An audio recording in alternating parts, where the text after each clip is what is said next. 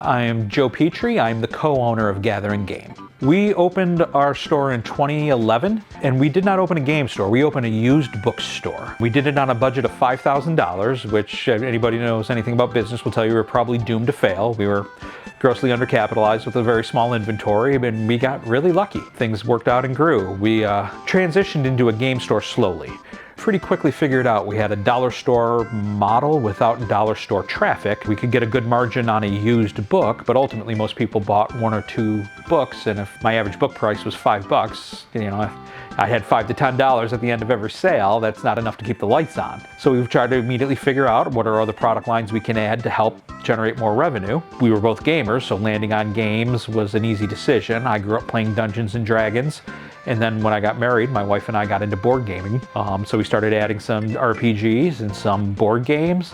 And then by 2019, we felt like the board games had outgrown the bookstore. A space opened up across the street. So we jumped on it. We spun off the game store on its own and tried to keep both going. And we did for 1 year, but that was till 2020 when the shutdown came. And we realized pretty quickly we weren't going to sustain 2 rents on no revenue. So we made the decision to close one, and we went to keep the bookstore because it was the part that was growing faster.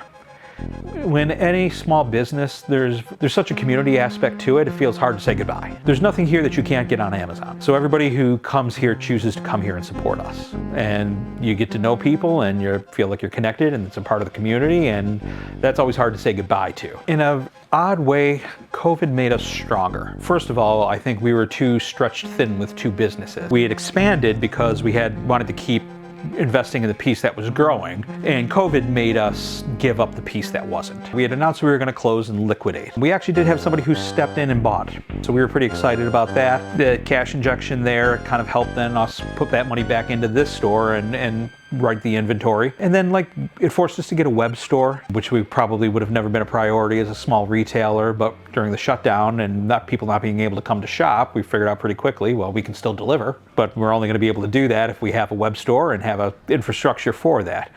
So in a lot of ways, COVID was a short-term stress that was a long-term help for us. I think one of the other things that I would say too that we haven't talked about in terms of what we do, Warhammer is a big product line for us. We do Warhammer every Sunday. A lot of the retail space in back is dedicated to Warhammer. And that's been a fun thing for us too, because there's such a fun hobby aspect of, the modeling, painting, and building. We have a real active Discord, and I think half of the chatter on there is just related to people painting and discussing painting techniques for minis.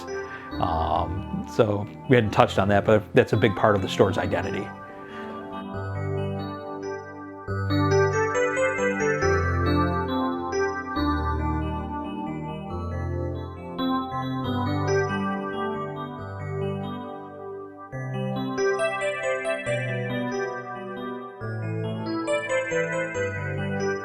People come here and they play. We have weekly regulars who come to the shop and play. We joke about it being nerd bar. There's no alcohol, but everybody still comes here in the same way they would go to their local pub just to see and connect, particularly amongst regulars who are gamers here. They get their weekly play group or league. I think for any game store, that community is certainly a part of it.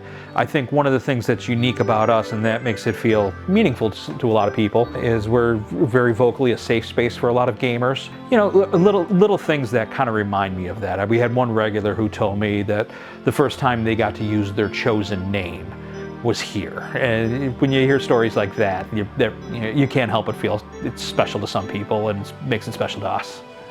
We're open 6 days a week. We close Mondays, and we have programming every night of the week. And I guess one of the things that I'm proud of that I think makes us unique from a lot of other game stores is the diversity of programming. In almost any game store in our business, Magic is Pokemon are a big part of the revenue and the programming aspect of it. And we have regular Magic nights, but we do a lot more smaller press RPGs besides Dungeons and Dragons. We do a lot more board gaming and some other things that we've built viable communities around that I think make us unique from some of the other game shops. So yeah, there's board game nights almost every Saturday. Every Friday is an RPG. We regularly run Dungeons and Dragons a couple times a month, which I love. I mentioned that was my gateway into this. But there's a lot of smaller content creators out there that we're really excited to be able to shine a light on too.